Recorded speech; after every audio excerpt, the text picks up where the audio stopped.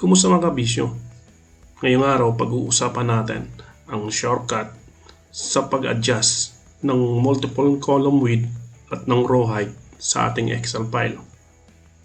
Tulad dito, wala sa ayos yung ating rows pati yung columns na kung saan meron mga detalye na hindi nababasa dahil magulo, natatabunan at yung iba naman ay masyadong maluwag.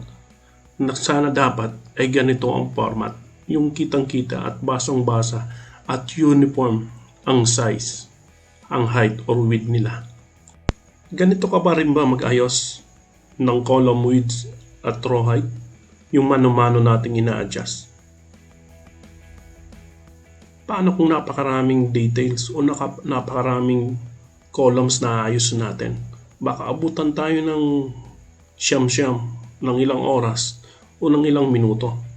Tuturo ko sa inyo kung paano nyo ito gagawin ng segundo lamang. Handa ka na ba? Una, select all natin. Then, yung columns, double click lang natin. Pati na yung rows, double click din tayo. Ayan, charan! Diba, naayos na. Kahit gaano pa kagulo ang ating Excel file, madali lang yan, in 3 steps lang. Select all, double click ng columns, double click ng rows, ayan na ang lalabas.